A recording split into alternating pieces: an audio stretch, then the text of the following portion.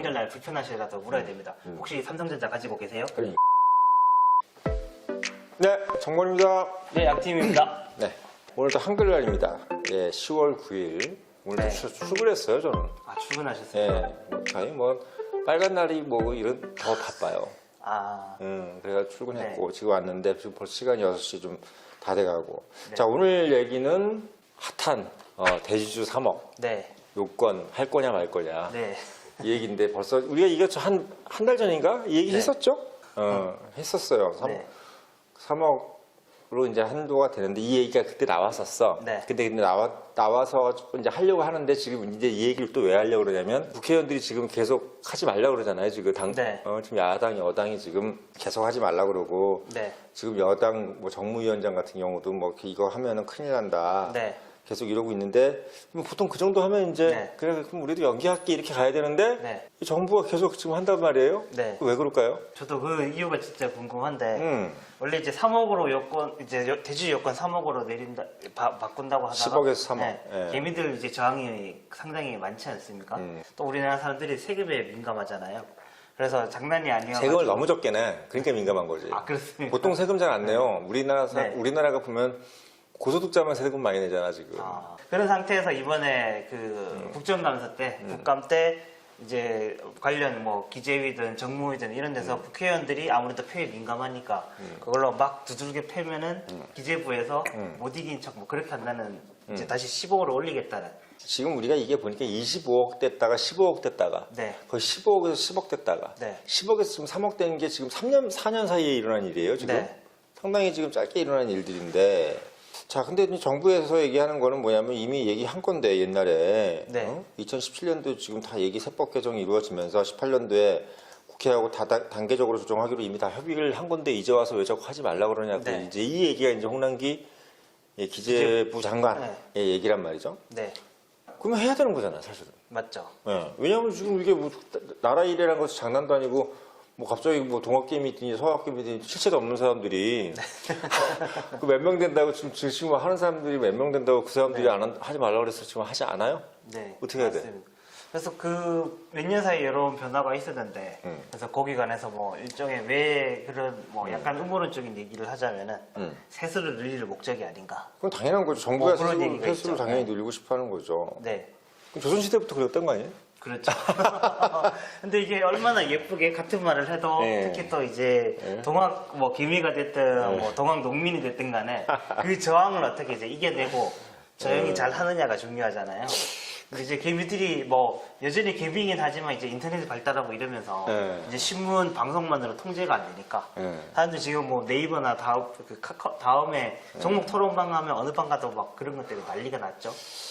근데 지금 보니까 또 이제 그 사람들 논리 중에 하나가 뭐냐면 지금 네. 일본하고 대만을 봐라. 네. 그러니까 일본이 지금 사실은 89년도 우리나라보다 상당히 빨리 했어요, 이걸. 네. 일본은 89년도 그때 이제 거의 프라자 합의 때잖아요, 그때. 네. 엄청 일본 증시가 막 최고점에 있을 때. 네.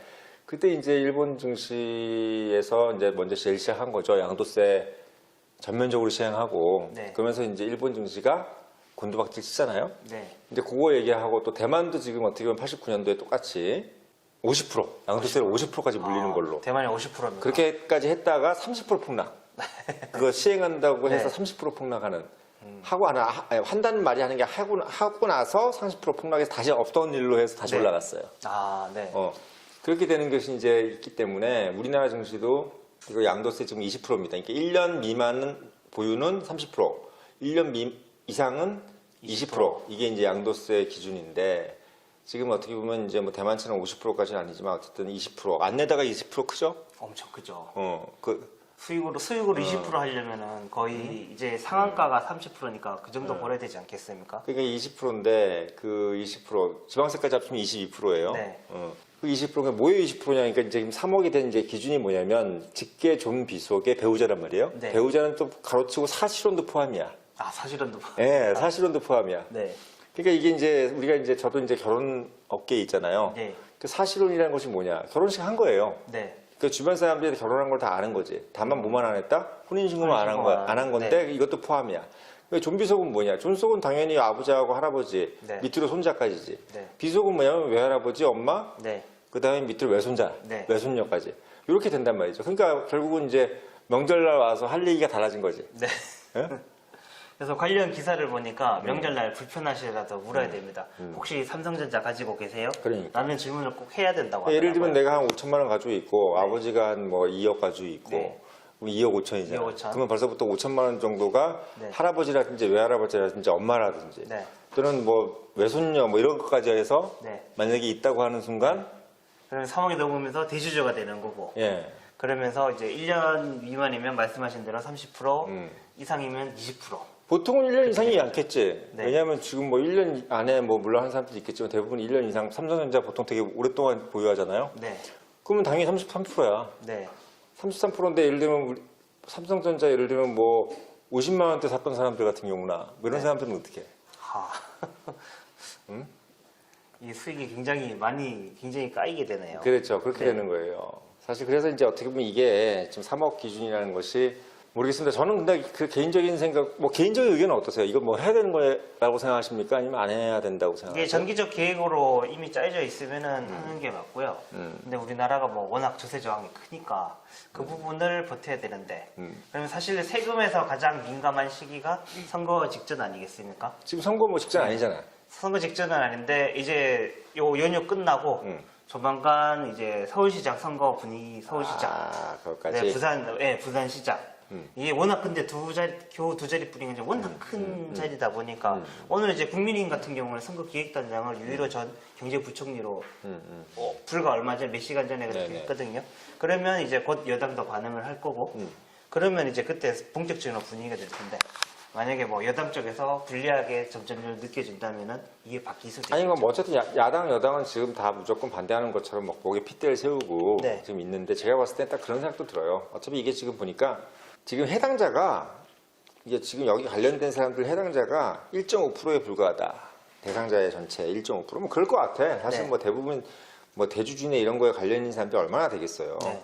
그래서 뭐 1.5% 정도밖에 안 되는데 전체 주식 투자자들에서 1.5% 9만 네. 명밖에 안 된다 이거지. 기재부 같은 경우는 9만 명밖에 안 되는데 3억 이상 가진 사람 이거 가지고 우리가 이렇게 해야 되느냐? 네.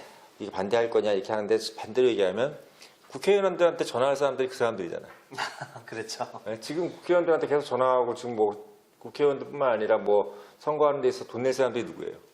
그 그 사람들이지 사람들이죠. 않습니까? 네. 그러니까 그 사람들이 지금 계속 전화하고 있는 거예요. 일반 국민들은 관심도 없어. 네. 그리고 이 동학개미라는 분들도 사실 어떻게 보면은 살만하신 분들이야. 그렇죠. 이게 동학개미라는 게 뭐 사실은 말이 좋아 개미지 이게 개미가 아니라 말이지. 저 아주 작은 개미 입장에서 보자면은 뭐 사실 이제 대주주 3억이 되려면은 어쨌든 단일 종목에 3억을 채워야 되는데 그러니까. 단일 종목 3억으로 그게 다 현금인데 채우기가 사실 쉽지가 않죠. 그렇죠. 주식이 3억을 가지고 있으면은 그 외에 다른 현금성 자산, 부동산 이런 게 최소 수십억이 돼야지 그 정도 하지. 자기 재산 3억인데 한 2억 5천씩 때려박는 사람은 사실 없잖아요. 그러니까 9만 명이라는 건 제가 참고로 말씀드리지만 예. 대한민국에서 지금 그 부자 기준이 있잖아요. 네. 그 자산 뭐 10억에 현금 10억이라 그러는데 현금 10억 이상 가지고 있는 사람이 30만 명이래요. 30만 명. 예. 네. 그러니까 사실은 뭐 현금만 10억. 현금만. 네. 10억 이상 30만 명이니까 사실은 뭐 그 현금이라는 것이 사실 뭐 현금만 있겠어요? 여러 가지 뭐 자산도 자산이 있고 뭐 여러 가지 있겠죠. 있겠죠. 그러니까 9만 명이라는 것은 매우 잘 사는 사람들이 이제 이게 포함이 되는 건데 아무튼 이 사람들이 지금 뭐 국회의원들을 통해서 이제 상당히 로비를 하고 있는 거고 이게 기재부 정부 관광 같은 경우는 네. 전체적인 국민들의 전체적인 입장에서 봤을 때 네. 뭐 굳이 그렇게까지 난리 안 쳐도 될 걸 왜 이렇게 할 이런 느낌인 것 같아요. 네. 내가 이런 거 가지고도 괜히 이렇게 답변을 해야 되는가? 뭐 이런 생각 이렇게 얘기를 하는 것 같은데 아무튼 제가 봤을 때는 지금 또 청와대에서는 근데 또 뭐 그냥 그대로 진행 하라는 분위기잖아요. 예, 그런 분위기죠. 그렇죠. 네. 왜냐하면 또 이게 만약에 또 괜히 또 안 하는 걸로 가면은 네. 약간 좀 뭐 물렁물렁한 정부인 네. 것처럼 보일 수 있고 네. 우리 팀장님께서 청와대 계셨으니까 네. 약간 어떠세요? 좀 청와대 청와대에 있을 때 경험을 보면 이제 청와대는 정책 안전성 2017년부터 했으면은 거의 이제 완전 정부 초기부터니까 이런 계획을 한다고 했는데 그걸 어기면 신뢰성이나 정책 안전성이 떨어지잖아요.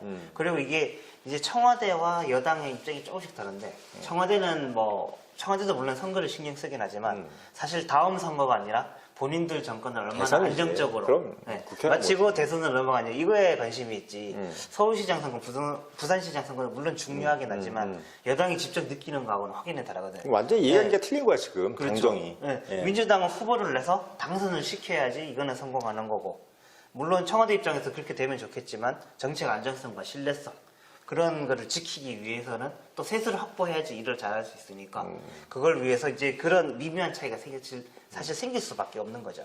근데 사실 뭐 지금 이제 25억에서 15억, 10억, 10억, 3억까지 가는 건데 뭐 짧긴 했어요. 그게 기간이 네. 2018년부터인가요? 그게 지금 이제 우리가 줄인 게 네, 이렇게 지금 진행이 됐기 때문에 18년부터 맞네요. 18년 4월부터 지금 15억이 됐고 25억에서 네, 그다음에 이제 15억에서 10억 됐고 10억에서 이제 3억 되는 건데 네, 크게 영향이 없을 수도 있지만 아무래도 네. 좀 있겠지. 네. 그러니까 이제 저도 종목 네. 토론방이나 아니면 제가 생각해 봤을 때 저도 이제 대주주 요건에 네. 들은 적은 한 번도 없지만 혹시 뭐 저도 모르게 집안에 돈이 많아서 들으면 차라리 오히려 좋겠다 생각도 가끔씩 가는데 그럼요. 근데 그런 불안감은 있는 것 같다. 이제 이런 식으로 자꾸 떨어지면은 그러면 3억에서 2억으로 또 떨어뜨릴 수 있지 않을까.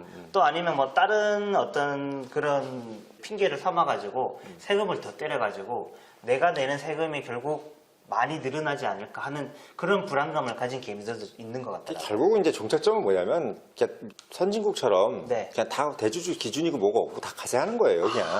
네. 그게 결국은 종착점이에요. 뭐 네. 결국은 일단 23억 기준 이게 아니라 그냥 수익이 얼마 그냥 네. 조금만 나도 다 가세를 하는 네, 이제 이렇게 되는 거죠. 지금 우리가 이제 예를 들면 해외 주식 같은 경우가 우리 250만 원 이상은 다 가세하잖아요. 네, 그래서 250만 원이 넘는 예를 들면 내가 이번 올해 1000만 원을 내가 벌었어. 그럼 250만 원 빼고 750만 원에다가 22% 네. 맞죠? 네. 22% 지방세 포함해서 22% 가서 때리는 거 이제 그렇게 되는 거지.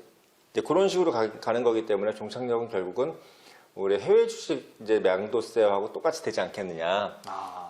요게 이제 물론 이제 1년 이상 보유는 30%, 33%가 되겠지만 네, 이제 요게 이제 일반적인 우리가 생각하는 이제 부분이고 기재부에서의 생각도 뭐냐면 일본도 지금 89년도에 했고 네. 뭐 이렇게 했는데 어떻게 보면 약간 이런 느낌이에요. 우리나라도 그 정도의 경제 선진국이 아니냐. 우리가 지금 뭐 사실은 어디 뭐 조그만 나라도 아니고 옛날처럼 뭐 아시아의 4마리 용도 아니고 네. 금융에 있어서는 그래도 뭔가 우리도 좀 한 수 아시아에서는 그래도 좀 메인 아니냐 이런 느낌으로 지금 추진하려는 것 같아. 네. 그 실제로 또 국가의 어떤 지금 뭐 GDP 규모도 그렇고 사실 또 이거와 또 관련된 게 또 이제 재정 준칙이잖아요, 이번에. 네. 그 60%, 네. GDP 60% 이상으로 이제 우리가 이제 그 국가 채무 비율 이걸 60%까지 이제 올렸는데 우리가 원래 40%였죠? 네. 그 이제 정부가 이제 어떻게 보면 약간 우리의 불문율이라잖아요. 그 재정기획부에서 이제 40% 이상은 안 하는 거지. 이게 40%라는 것은 사실 어떤 건냐면 배가 뒤집히는 거와 똑같아. 우리가 이제 IMF 때로 네. 거슬러 올라가면은 IMF 때 우리가 사실은 한번 뒤집어졌잖아요, 나라가. 뒤집어졌죠. 완전 근데 뒤집어졌죠. 뒤집어졌는데 재밌는 건 뭐냐면 그때 우리나라 GDP 대비해서 국가 채무 비율이 10%, 10몇 프로였대요. 20%가 안 되는 거지. 네. 그러니까 엄청나게 재정은 건실했던 거야. 네. 10%는 뭐 그렇죠. 충분히, 그것 네. 때문에 어떻게 보면은 돈을 빌려줬다 그래요. 그리고 근모으기랑 두 가지. 네. 그리고 근모으기 아이디어 준 사람은 김우중 회장이고. 아. 그래서 이제 지금 우리가 이제 40%까지 늘린 것도 사실은 이제 이게 어떻게 보면 막 과하다라는 얘기도 있는데 네. 이게 이제 60%가 되면 이제 무슨 얘기를 하는 거냐면 만약에 우리가 IMF 같은 것이 한 번 더 오게 될 경우에 우리가 재무 비율이 60%까지 넘어갔을 때 네. 과연 우리한테 누가 돈을 빌려주겠느냐는 얘기를 이제 예전 재정경제기획부 장관 했던 분들이라든지 경제 언론들이 그런 얘기를 하는 거예요. 지금 왜 IMF 때 겪었던 분들은 네네. 지금 이제 그거에 대한 반론이 있겠죠. 어떤 왜? 반론이 있나요? 뭐 경제 규모가 틀리니까. 네. 지금 뭐 우리가 사실은 외환보유고도 뭐 그때와 비교할 수가 없고 아유, 또 뭐 그때보다는. 기업의 수준 자체가 지금 뭐 글로벌 기업 삼성 같은 경우는 뭐 지금 분기 순이익이 12조? 네. 어제 영업이익이 12조가 됐잖아요. 어닝 서프라이즈가 나왔죠. 네. 이런 식으로 되는 상황이기 때문에 뭐 이게 뭐 조 단위로 지금 뭐 영업이익이 나는 상황이기 때문에 그것도 뭐 10조 이상으로 네. 그렇기 때문에 지금 어떻게 보면 정부 입장에서 10조가 영업이익이 나면 우리가 지금 법인세가 지금 몇 프로예요? 이게 30% 정도 되나요? 지금 뭐 삼성한테 받을 수 있는 그 법인세가 눈에 보이는 거죠, 지금 이렇게.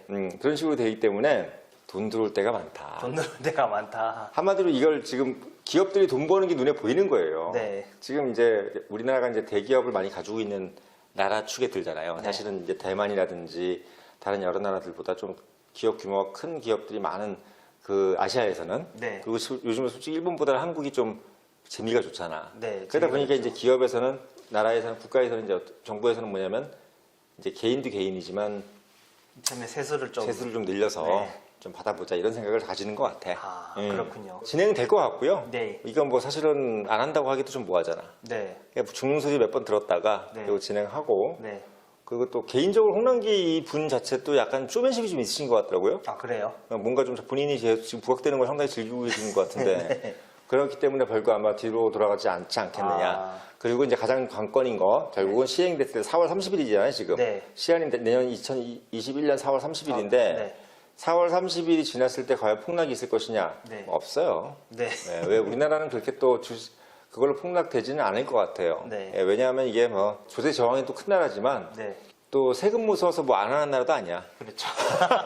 빚내서도 주식하는데 그래서 동학개비인데 아니, 뭐 이자 세금 내- 가지고 네. 이자 내가면서 부동산 사는 사람인데 사는 민족이에요. 네. 그거 뭐 지금 강남에 있는 부동산 자기 돈 가지고 사는 사람이 누가 있어요 지금? 맞습니다. 한 달에 몇백만 원씩 내가면서 지금 부동산 사는 민족이기 때문에 아마 동학개미들 거기에 흔들리진 않을 것 같고 네. 그냥 뭐 이렇게 대세적으로 그냥 더 많이 벌자, 더 많이 벌자. 더 많이 따자 아마 그렇게 가지 않겠나라는 생각이 제가 조심스럽게 예측을 하고 있습니다. 네, 아 그렇군요. 이런 깊은 속내와 숫자 이제 본부장님과 함께 아니면 쉽게 들을 수 없는 내용인데요. 네, 저도 참 방송하면서 많이 배웠고 꼭 동학개미 한 명으로서 폭락 없이 많이 올라가면 좋겠습니다. 네, 오늘 이제 대주주 여권 관련해서 여기까지 얘기 나눠보도록 하겠습니다.